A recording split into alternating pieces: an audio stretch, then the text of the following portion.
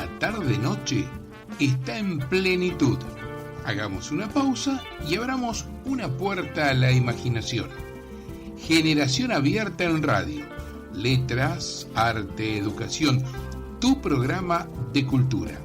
Idea, producción general y conducción, Luis Raúl Calvo y Nora Patricia Nardo, con la participación especial de Adriana Gaspar. Porque compartir los sueños es algo digno para celebrar. Súmate a nosotros en la AM 1010 Onda Latina.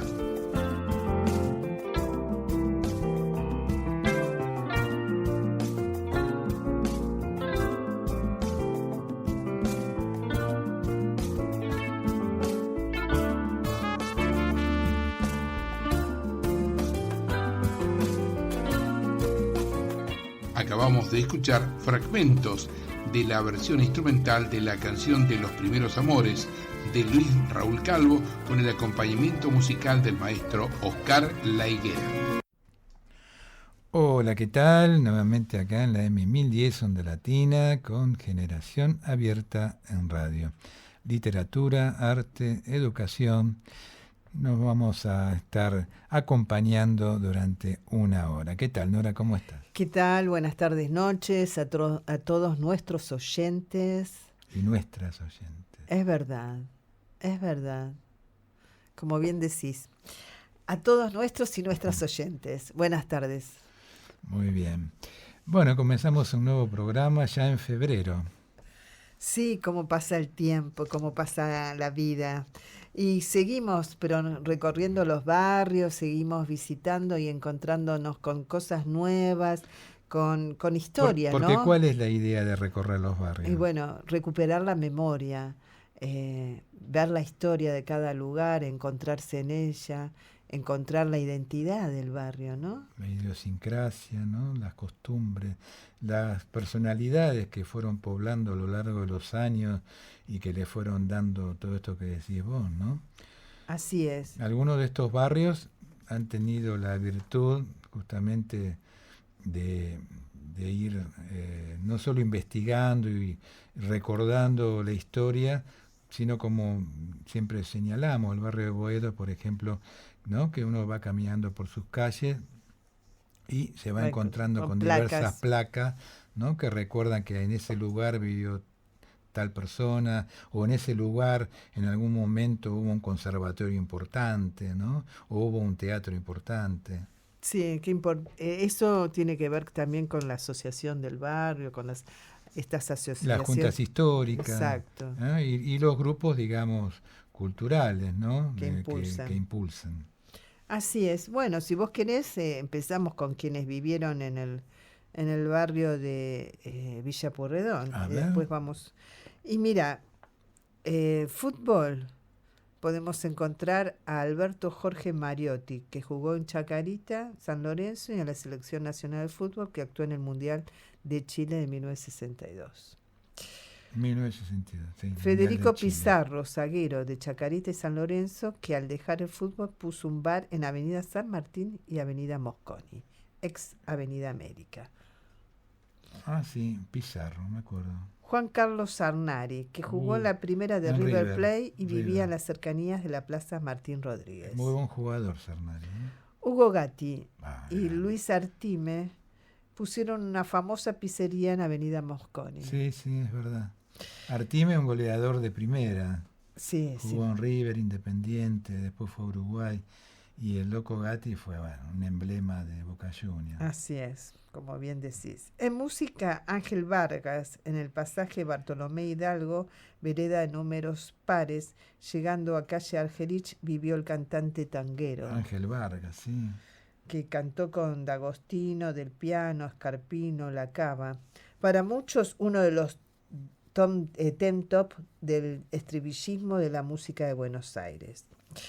También, ¿sabes quién? Celeste Carballo, cantautora argentina. Sí. César Llanos, el Tarzán radial del programa de Todi. A ver, repetilo. ¿Cómo dice? César Llanos, Sí. que fue el Tarzán radial del programa de Todi. Bueno, esto es anterior a nosotros, pero creo que había un personaje de Tarzán que cuando no estaba la televisión todavía, estaba solamente la radio, había un personaje de Tarzán que interpretaba a este hombre que decís vos, Llanos. Qué bárbaro. Sí, sí, Después Félix Coluccio, que fue un escritor sí, importante. muy importante, que nació en 1911 y murió en 2005. Sí, sí. Horacio González, de Ah, 1944, Horacio González, y que murió también murió hace poquito. 2021, sociólogo, Sí, escritor, un hombre importante, director de la Biblioteca Nacional. Exacto. Presentamos juntos un libro. Sí, de ¿Te nuestro acordás? querido De amigo. José Múnich en Instituto Patria. Exacto. Enrique Liporache, actor. Gabriel Corrado. Nacho Arana, comediante.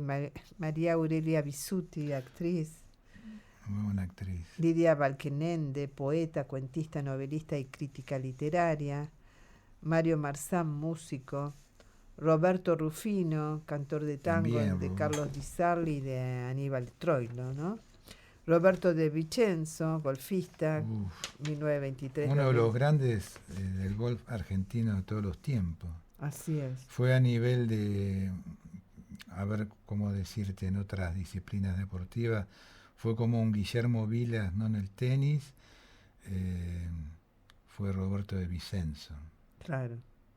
Federico Bairo, futbolista también, 1930-2010. Enrique Alejandro Mancini, locutor de conductor, radio y sí, televisión. Teresa Blasco, Una actriz. una, ¿Te acordás de Teresa sí, Blasco? en todas las novelas. 1931-2006. Juan Carlos Copes, de ahí tenés que hablar, ¿no? 1931, bailarín de tango. Bailarín de tango, Cope. Teresa Blasco, me acuerdo que había una novela en televisión que era El Doctor. ¿Cómo era? Juan Doctor- Carlos Torri. No, pero el doctor Cándido Pérez, señora. Ah, sí, con Claro. Juan Carlos Torri. Y trabajaba Teresa Blasco. Sí, sí, es verdad. Carlos Beglio, futbolista. Jorge Ginsburg, ¿no? Un gran humorista, Gran periodista, humorista, productor sí, sí. teatral y conductor de televisión y radio argentina. Miguel Mateos, El músico. sí, músico sí. de rock. Alejandro Sabela, futbolista, director técnico. Muy bueno, muy bueno. Fuimos subcampeones del mundo con Alejandro Sabela como director técnico. 1954-2020.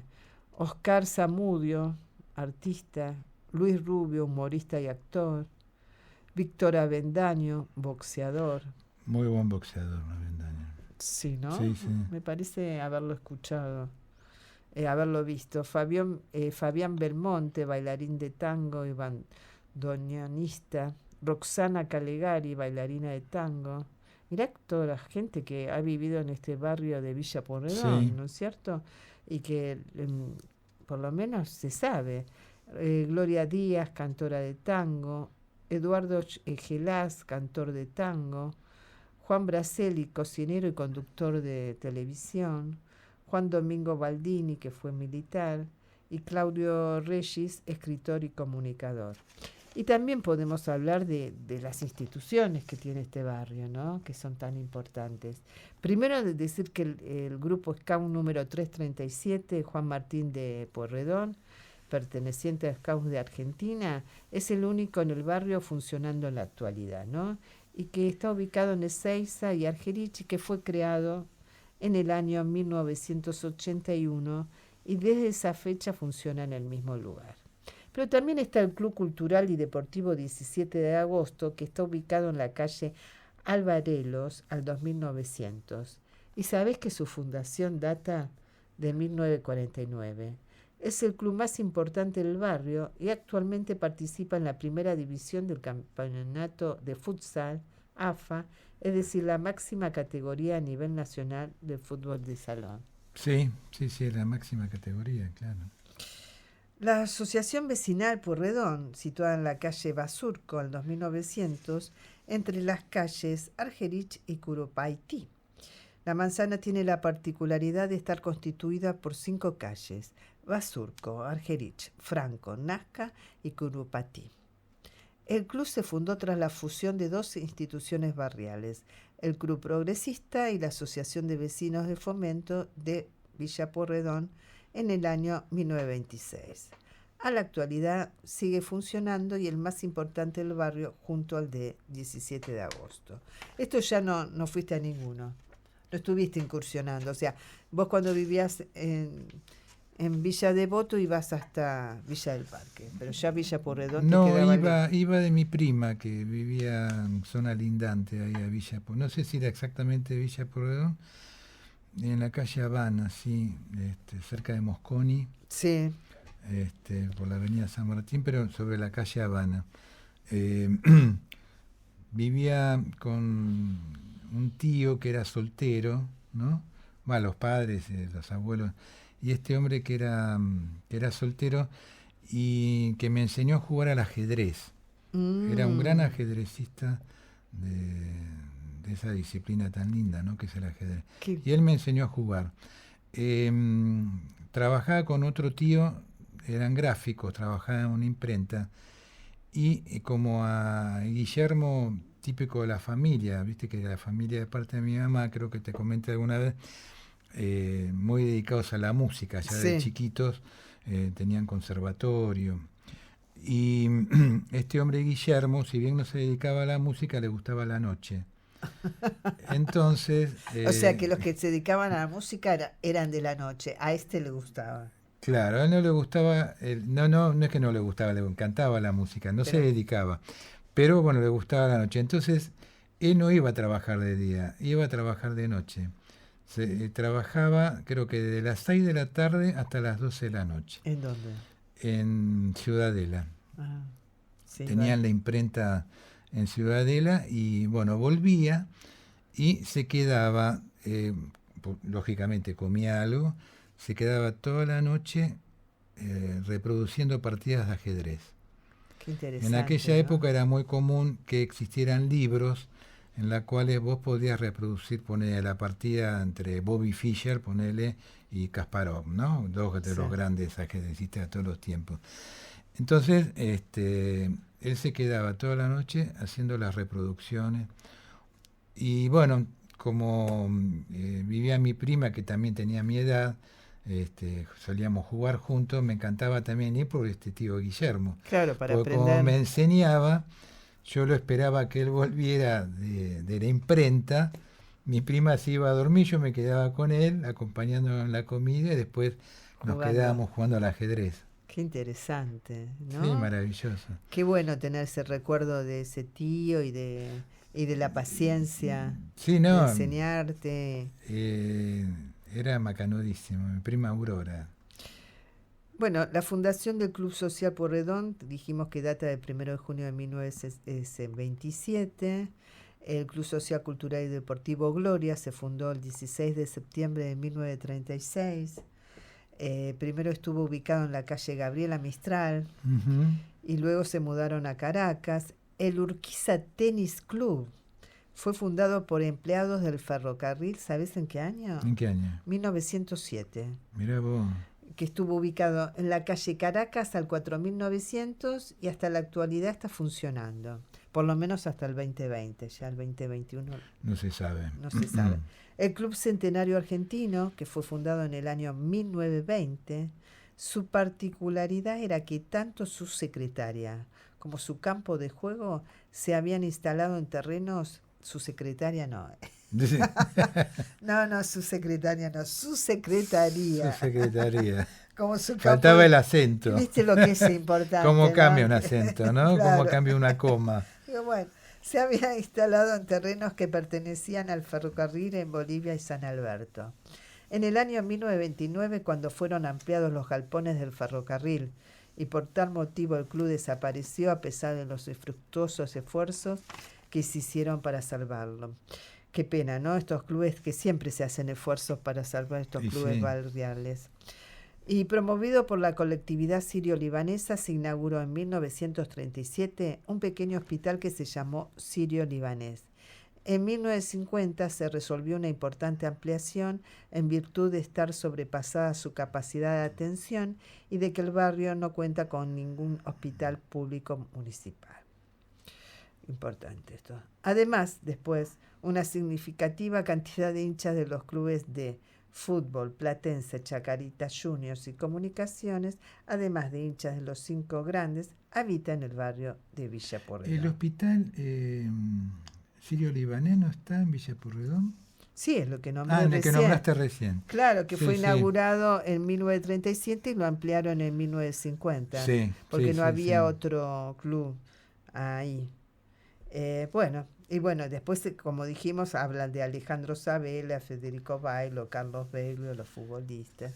Carlos Beglio fue un jugador muy importante del Boca de Juan Carlos Lorenzo. Sí. Bueno, indudablemente que es un barrio pletórico de personalidades de diferentes disciplinas, ¿no? Artísticas, deportivas. Es curioso, ¿no? Porque estamos recorriendo muchos barrios, pero no recuerdo otros barrios en los cuales hayamos nombrado a tantas así personalidades, ¿no? Sí, mira, y hay otro que fue un futbolista asesinado, Jorge Coudanes, futbolista asesinado cuando se resistía a un asalto a los 29 años, el 17 de junio de 1985 en la plazoleta de Avenida de los Incas al 4000. Sí, recuerdo algo, sí, fue un asalto, ¿no? Sí, bueno, Humberto Constantini, escritor que nació en la calle Tequendama. Humberto Constantini, gran vivió escritor. allí hasta que tuvo que exiliarse por razones políticas. En su obra poética aparecen mencionados los lugares de su querido barrio, también en su narrativa, El cielo entre los durmientes, La llegada, La promesa. Recuerdo que haber compartido con nuestros oyentes en algunos de nuestros programas poemas de Humberto Constantini, que estaban incorporadas en aquellas hermosas plaquetas de poesía y artes visuales que hacían Roberto Santoro, poeta desaparecido, y Pedro Gaeta, el artista plástico. Sí. Y habían hecho una selección, mejor dicho no, la selección la hacía el propio autor, una vez me comentó Pedro Gaeta. El autor hacía la propia selección de poesía y bueno, ellos lo que hacían era hacer la edición, ¿no es cierto? Qué interesante. En carpetas, no era un libro, sino carpetas, se llaman carpetas de papeles de Buenos Aires. Y bueno, vamos a ir al primer tema musical en nuestro espacio Ricardo Héctor Reyes.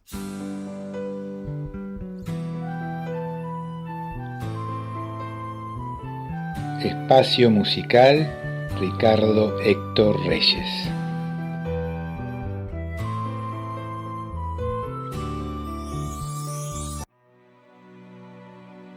Desmesura.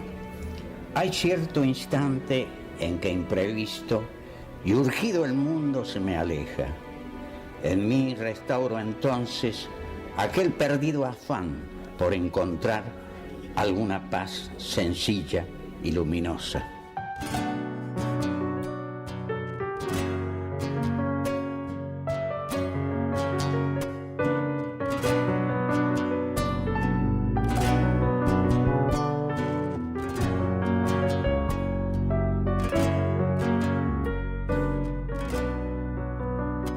Cuenta una niña que cierta vez a un hombre rico se vio caer.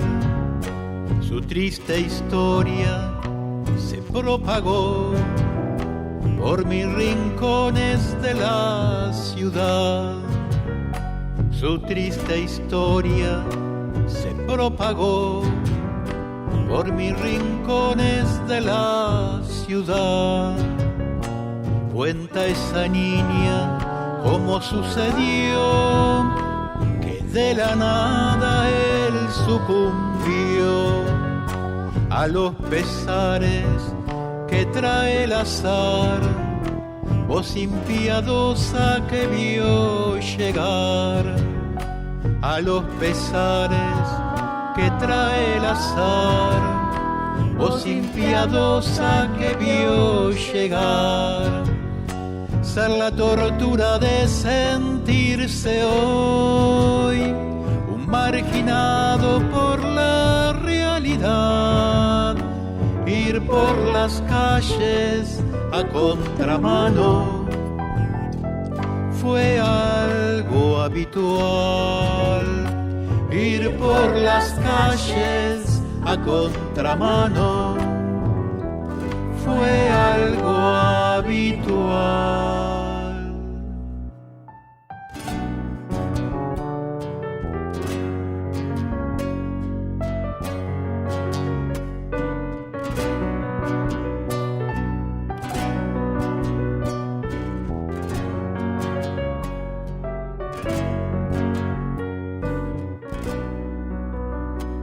Cuenta la niña que un día de abril su sombra tenue se vio partir, para ya nunca regresar allá con su rutina casi matinal, para ya nunca regresar allá con su rutina casi matinal.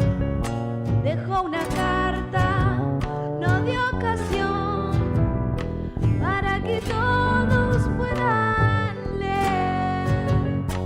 Yo soy de un mundo que ya murió, o tal vez el tiempo no despertó. Yo soy de un mundo que ya murió, o tal vez el tiempo no despertó. Ser la tortura de sentirse hoy un marginado por la realidad. Ir por las calles a contramano fue algo habitual. Ir por las calles a contramano fue algo habitual. Escuchamos de Luis Raúl Calvo A Contramano, de Historias sobre Historias. Muy bien. Me acompaña en esta canción Pula Frid. El fragmento poético pertenece al poeta cordobés, pero ya porteño, ¿no? Julio Bepré, querido amigo, con quien iniciamos el Café Literario Antonio Oliverti allá en el año 1992. Esta canción, vos sabés, A Contramano, fue un poco a pedido, ¿no? Cuando yo retomé la música, allá en el año 2009, claro, yo anteriormente yo me acompañaba con guitarra, ¿viste? Y si bien, siempre uno trata de tener bien la voz, en realidad uno como cantautor presta más atención a lo mejor al tema, ¿no? A la canción. Cuando volví a hacer música, dije, ¿por qué no hacer un poco de canto, ¿viste? Sí. Y bueno, me cambió un poco el mundo eso, porque descubrí que interpretar, ¿no? Interpretando solo, ¿no? Acompañado por otro músico, acompañado por una pista, implica que uno esté más focalizado en la interpretación, ¿no? Con todo lo que ello implica. Y bueno, y esta profesora de canto que tenía, sabía que yo componía, y me contó una historia. Me dice, ¿vos no escribirías algo? Me dice, que tenga que ver con este hombre. Bueno, la historia del hombre es una historia terrible. Era en Córdoba, donde ella vivía. Parece ser que era un hombre de mucha plata, un escribano de la zona de Córdoba, de mucho dinero, y sin ningún problema, tenía familia, todo. Y en un accidente fallece la mujer y los hijos. Terrible. Terrible. Y bueno, parece ser que a partir de ahí dejó el trabajo, se convirtió medio como en un linchera, digamos, ¿no? Totalmente abandonado la vida, y con una particularidad, caminaba para atrás. Qué bárbaro. En vez de caminar para adelante, caminaba como para atrás. Volver al tiempo de atrás, ¿no? Donde era feliz. Yo lo interpreto de esa manera. Claro, aparentemente él le preguntaron, creo, por qué hacía eso. Él decía que era como una forma de excomulgar su propia culpa por lo que había pasado, ¿no? Y bueno, un poco en base a eso fue surgiendo este tema A Contramano, que, bueno, como decía, lleva en este caso el fragmento poético de Julio Bepré. Y ahora vamos a ir a encontrarnos con Diana Gaspar y su segmento de artes visuales. Artes visuales, vanguardias y colectivos artísticos. Buenas tardes a todos los oyentes y a todas las oyentes de Generación Abierta en Radio. Y ahora que estamos transitando el verano, me parece importante investigar y conocer mucho acerca de artistas que seguramente varios de ustedes no conocen porque fueron muy pocos estudiadas. Digo esto de ahora que estamos transitando el verano porque seguramente cuando después volvemos de las vacaciones empiezan las inauguraciones y ya vamos a tener como mucho material para ir contándoles acerca de cómo viene este año 2022, que esperemos que sea mejor, sobre todo de manera sanitaria, ¿no? Bueno, hoy les quiero traer a Lavinia Fontana, una artista barroca que nace en 1552 y muere en 1614. Una artista, pintora italiana que corresponde al primer barroco. Recordemos que el barroco tiene un estilo muy contundente en cuanto a la luz y la sombra, en cuanto a esa iluminación de pronto que el artista le da a ciertos fragmentos que quiere otorgarle esa luz y cómo se confronta con la sombra, ¿no? Por eso es una imagen tan fuerte, ¿no? La del barroco. Ella se forma con su padre, que también era artista, en la escuela Bologno Próspero Fontana. Sus primeras obras, y gran parte de ellas, son retratos que están muy ligados al manierismo, a ese manierismo tardío de su maestro, ¿no? De esa época se destacan mucho los retratos del artista porque trabajaba en forma permanente en el taller de su padre. De muy joven se casa con un discípulo de su padre, Gian Paolo Sappi, que también sigue pintando dentro de lo que es su matrimonio, la institución matrimonial, ¿no? Y cuento esto porque muchas de las artistas, no solo en esta época, sino en épocas posteriores, al casarse, dejaban la pintura de manera profesional y solo la hacían como un hobby. Acá, sin embargo, ella sigue trabajando de manera profesional y es su esposo quien la asiste justamente como ayudante, ¿no? Esto me parecía como que era importante destacarlo, ¿no? De pronto la familia se traslada a Roma por invitación del Papa Clemente VII. Obtuvo el mecenazgo de los Boncampagni, que esto también fue un logro importante. Poco a poco, este estilo clasista de los Carracci contemporáneos y líderes de lo que era la escena artística boloñesa con su academia, fue como imponiéndose, ¿no? Y la artista también fue apostando por ese color que estaba mucho más ligado al color veneciano, ¿no? O sea que este traslado, ¿no?, a Roma no solo implica un traslado en lo que tiene que ver con lo personal, como cualquier persona, sino también tiene que ver, este traslado implica un cambio en su estética, ¿no? Ella recibió la influencia de artistas como Correggio y Scipione, y algo muy notorio y muy destacable para la época es que fue admitida en la Academia de Roma como estudiante. ¿Por qué digo esto? Porque no era común que las mujeres fueran admitidas para formarse de manera académica. La mayoría habían estudiado justamente en los talleres, en los estudios de sus padres, que también eran pintores. Digo, la mayoría de las mujeres artistas de aquella época, ¿no? Por eso que fue un logro muy grande para ella poder ser admitida en la Academia de Arte, ¿no es cierto?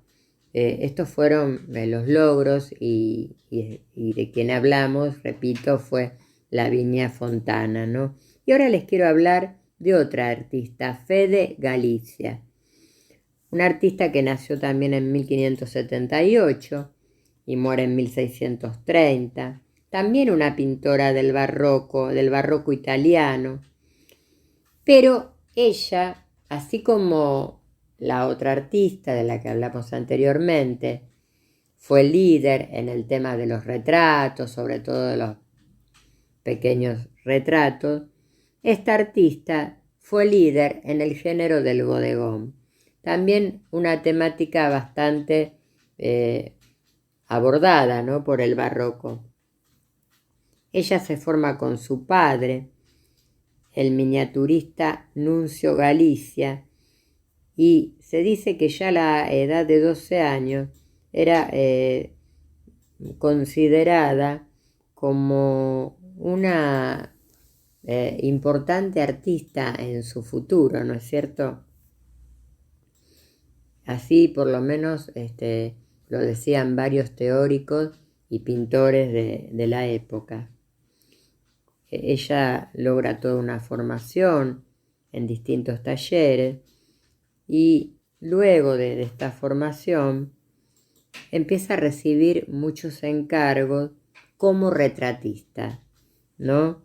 Y esto se debe tal vez a que gracias a esa formación, que ella trabajó tanto como miniaturista, se dedicó mucho como a estudiar la técnica de diferentes artistas, a ser muy detallista, ¿no? En esta formación de miniaturista que ella tuvo con su padre, y empieza a recibir obra por encargo, algo que era muy común para la época. Pero también se dedicó a la pintura religiosa y a la pintura mitológica. Incluso podemos decir que también se encargó de realizar la decoración de algunos retablos, como por ejemplo el de la iglesia de Santa María Magdalena en Milán. Esto ocurrió en 1616. Su obra recibió una fuerte influencia, en este caso del manierismo lombardo. Algo interesante que me parece que tenemos que destacar es que si bien fue una artista muy exquisita y con mucha calidad, su obra no fue reconocida, pero tampoco fue estudiada hasta mediados del siglo XX. Recién a mediados del siglo XX se empieza a estudiar y a analizar la obra de esta artista. Y los críticos, los historiadores del arte, empiezan a sorprenderse, ¿no? Esto no es un hecho aislado, esto pasó con muchas artistas y sobre todo de esta época. Por eso que me pareció importante que ustedes, puedan ir al buscador de internet y entrar para ver la obra de estas dos artistas del barroco. Y con esto me despido. Hasta la próxima semana. Muy bien. Vamos a ir a un segundo tema musical, ¿te parece bien? Sí, ¿cuál? Después te digo. Oh, qué mal.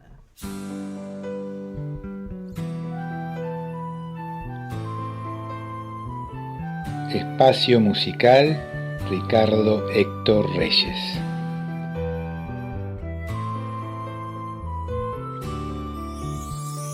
un castillo de cobijas en la frescura de sus voces, y esta melancolía curva la sangre, espeja de lágrimas las fronteras del aliento, donde un visaje de cuchillos y relámpagos estallan en las hogueras del recuerdo.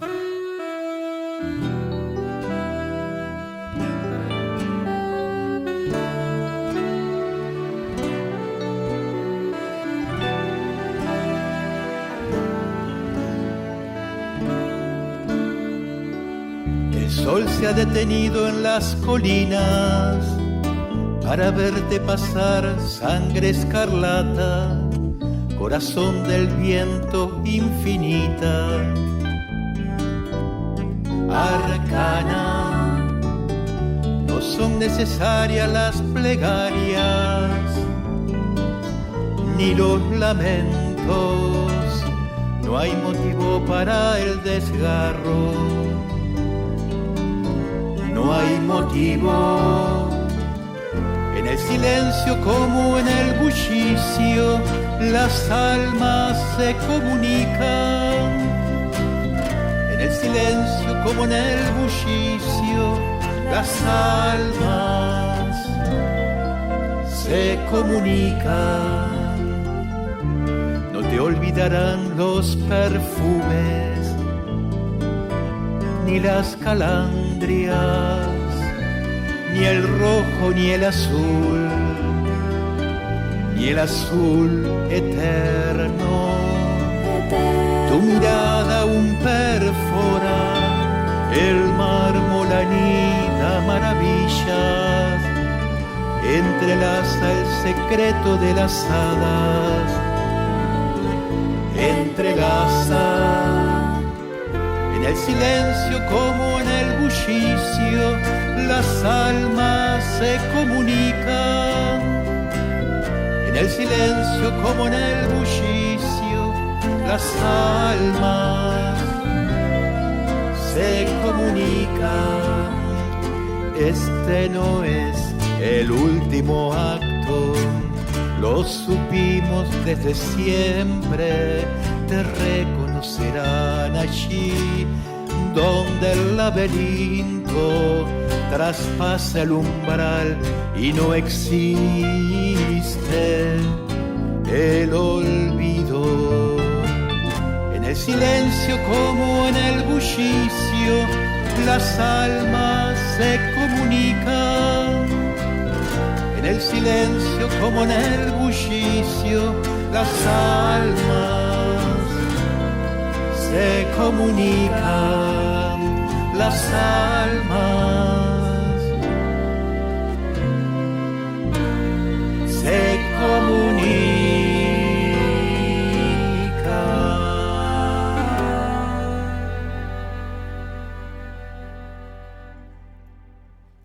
Bueno, acabamos de escuchar el tema Las almas se comunican, que es un poema de Nora Patricia Nardo, al cual yo le puse música.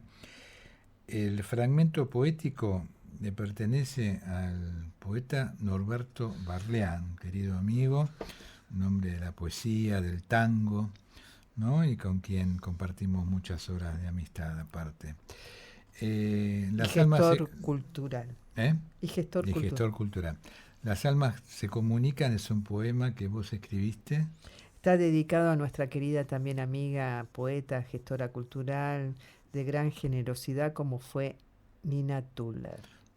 Nina Turler, una estupenda poeta, y como decías vos, ¿no? Gestora cultural, dejó algo muy importante, que es una colección a la que ella le puso Leusis, es una colección con varios libros publicados sobre poesía argentina.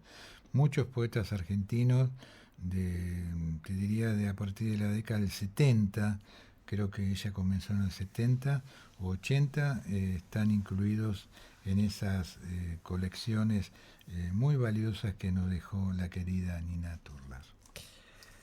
Gracias por la musicalización, ¿no? Que me encantó. Fue una alegría, aparte, poder compartir una obra dedicada a alguien tan querida, tan querible como fue Nina, ¿no? De la antología de la literatura fantástica que estamos leyendo. ¿De quién es? Compilada por Jorge Luis Borges, Adolfo Bioy Casares y Silvino Ocampo en 1940, historias de los que soñaron, de los dos que soñaron, de Gustavo Well, orientalista alemán, nacido en Salzburgo en 1808 y fallecido en 1889. Cuentan los hombres dignos de fe, pero solo Alá es omnisciente y poderoso y misericordioso y no duerme, que hubo en el Cairo un hombre poseedor de riquezas, pero tan magnánimo y liberal que todas las perdió, menos la casa de su padre, y que se vio forzado a trabajar para ganarse el pan. Trabajó tanto que el sueño lo rindió debajo de una higuera de su jardín y vio en el sueño a un desconocido que le dijo: tu fortuna está en Persia, en Isfahán, vete a buscarla. A la madrugada siguiente se despertó y emprendió el largo viaje y afrontó los peligros de los desiertos, de los idólatras, de los ríos, de las fieras y de los hombres. Llegó al fin a Isfahán, pero en el recinto de esa ciudad lo sorprendió la noche y se tendió a dormir en el patio de una mezquita. Había junto a la mezquita una casa y por el decreto de Dios Todopoderoso, una pandilla de ladrones atravesó la mezquita y se metió en la casa. Y las personas que dormían se despertaron y pidieron socorro. Los vecinos también gritaron, hasta que el capitán de los serenos de aquel distrito acudió con sus hombres y los bandoleros huyeron por la azotea. El capitán hizo registrar la mezquita y en ella dieron con el hombre del Cairo y lo llevaron a la cárcel. Acá aparece el juez de nuevo. El juez lo hizo comparecer y le dijo: ¿quién eres y cuál es tu patria? El hombre declaró: soy de la ciudad famosa del Cairo y mi nombre es Yaqub el Magrebí.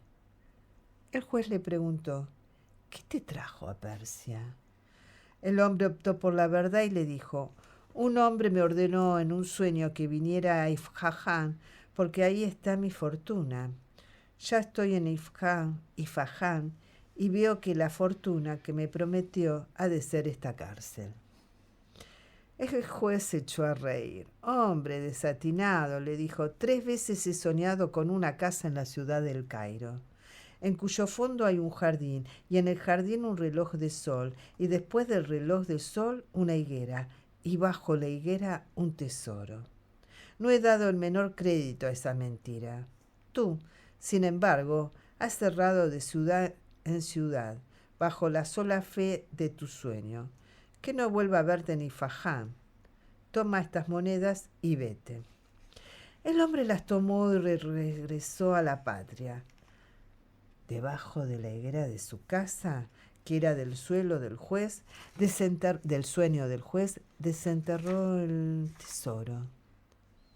Así Dios le dio bendición y lo recompensó y exaltó. Dios es el generoso, el oculto.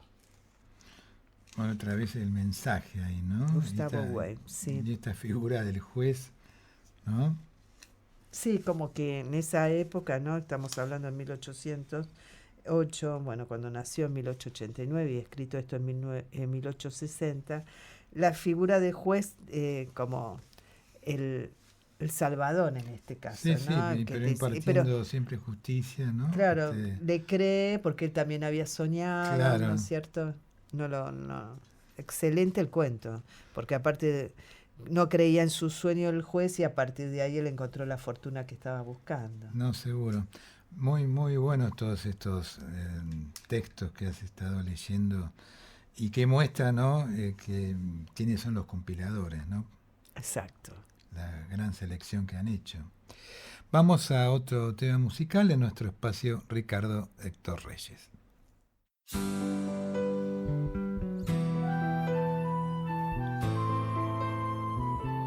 Espacio musical Ricardo Héctor Reyes.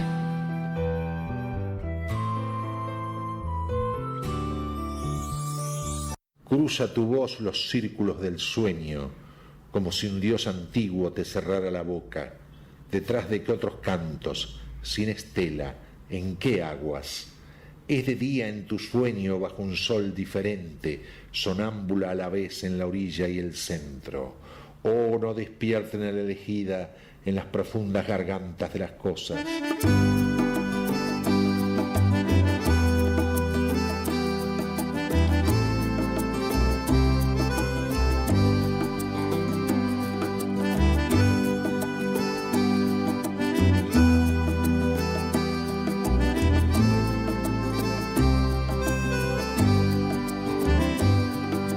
Hay distintas formas de ver pasar la vida, de contemplar lo bello, lo siniestro, que ha quedado perpetuado en algún sitio.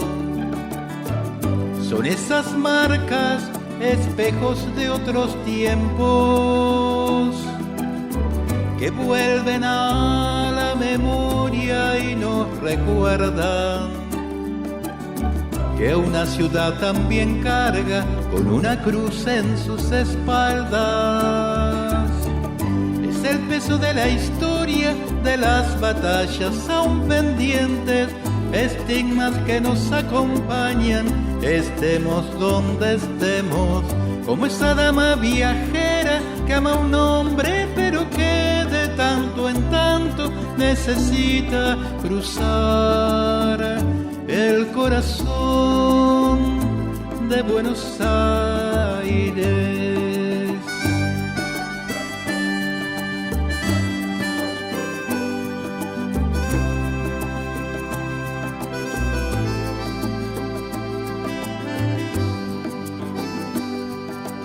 Hay distintas formas de ver pasar la vida, de contemplar lo bello, lo siniestro, que ha quedado perpetuado en algún sitio. Son esas marcas, espejos de otros tiempos, que vuelven a la memoria y nos recuerdan que una ciudad también carga con una cruz en sus espaldas. Es el peso de la historia, de las batallas aún pendientes, estigmas que nos acompañan, estemos donde estemos, como esa dama viajera que ama a un hombre pero que de tanto en tanto necesita cruzar el corazón de Buenos Aires.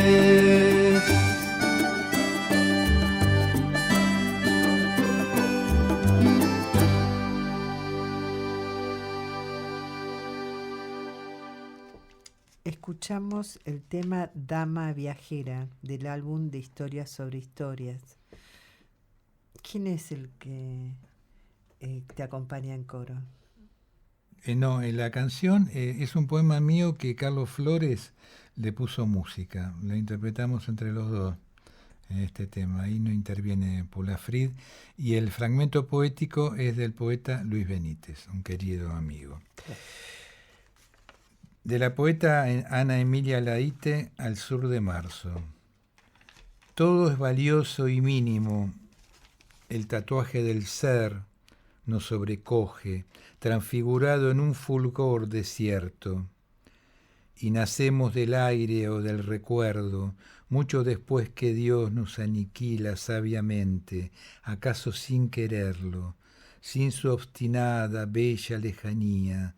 No tendría razón el universo, no podríamos ser lo que no somos, ni aprender del silencio a disolvernos en una bruma lenta e infinita. Si Dios no armara juegos de horror y encantamiento, no quemaría el alma con su sombra, no seríamos niños en otoño, ni la muerte vendría a proponernos dejar un ruiseñor agazapado en el revés del tiempo. Hermoso texto de Ana Emilia Laíte, una de las grandes poetas argentinas, aparte gestora cultural, Sí. Editaba una hoja de poesía, hoja de poesía sudestada se llamaba, en la cual justamente dio a difusión a muchos poetas, entre ellos muchos poetas nobles, ¿no?, que se dieron a conocer a través de Ana Emilia Laíte, como Roberto Glorioso, por recordar algunos. Eran tiempos en los cuales no existía internet, estoy hablando Claro. de los primeros años de los 90, que yo recibía mucho material para nuestra revista Generación Abierta, libros que llegaban del exterior, porque era más barato aparte el correo. Todos llegaban libros de Cuba, de Francia, de Italia, bueno, de España. Y Ana Emilia me solía enviar sus Los libros cuadernos. y libros de otros poetas y estos cuadernillos y hojas de sudestada, con una particularidad. Vos sabés que ella ponía, en vez de decir el señor Luis Raúl Calvo, decía poeta Luis Raúl Calvo, ¿no? Tenía esa distinción.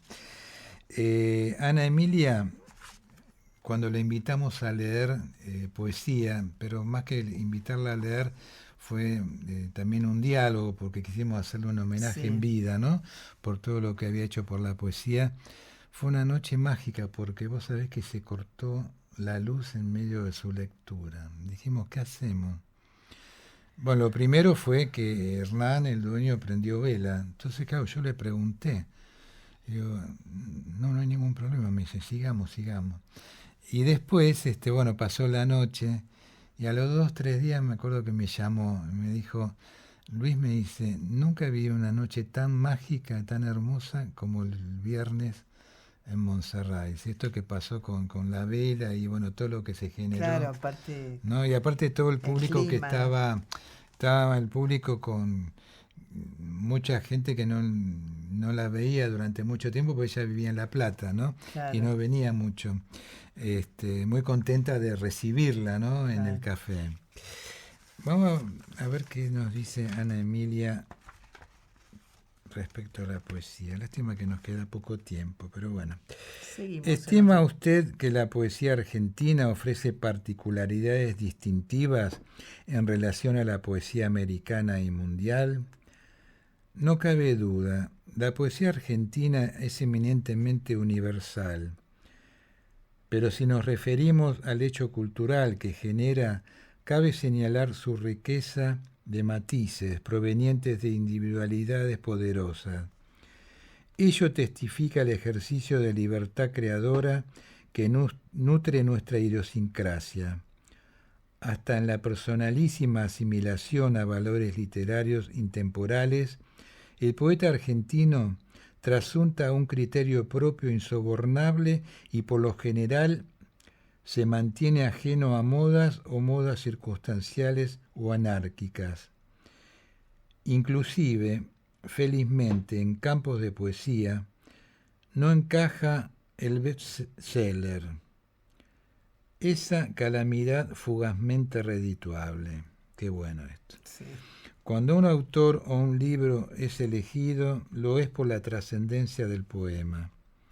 Tampoco entre nosotros se da el caso de folclóricas compulsiones o chauvinismos a ultranza que fabriquen for sport un tono supuestamente argentino.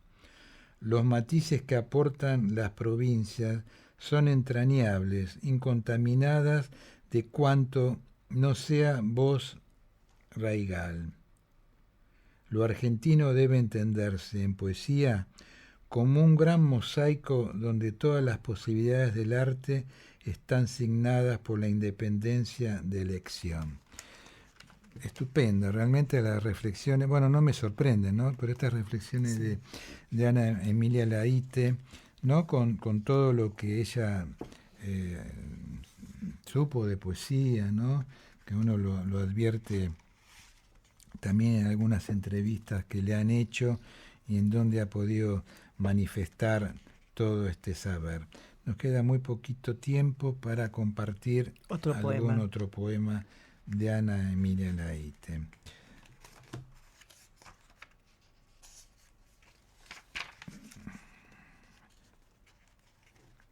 Los abismos. 2. Muero desde las células sin tregua, muero desde la piel, me transfiguro, renazco de mi sed y me destruyo, me invento, me desnudo, me aniquilo. Cambio de rostro, de dolor, de exilio, solo Dios y mi sombra siguen siendo los mismos. Y aquí estoy, muerta o viva pero intacta, sin embargo agonizo. 3.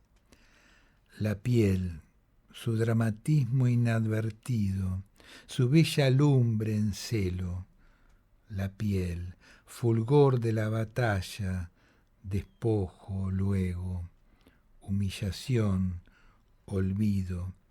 Fluye mansa la sangre, urge saber si estamos vivos. 3. Aguardo, agazapada entre mis huesos, amando este tormento demorado, esta prisión de sed, este alarido fijo en la lumbre de mi calavera. Sin embargo, agradezco mi cuerpo, su expuesta profecía, su misterio, su goce, su caída. Deploro que la llama adolescente, las guaridas del sol, la vida entera, no basten para honrarlo, para abrazarlo, para incinerarlo en una ceremonia de sándalos y olvidos. Ana Emilia Laíte, nuestra poeta de hoy en Generación Abierta en Radio, y nos vamos yendo porque se terminó el programa. Agradecemos a Aníbal Guerrero en la parte técnica y nos vamos hasta el próximo lunes. Recordando que compartir los sueños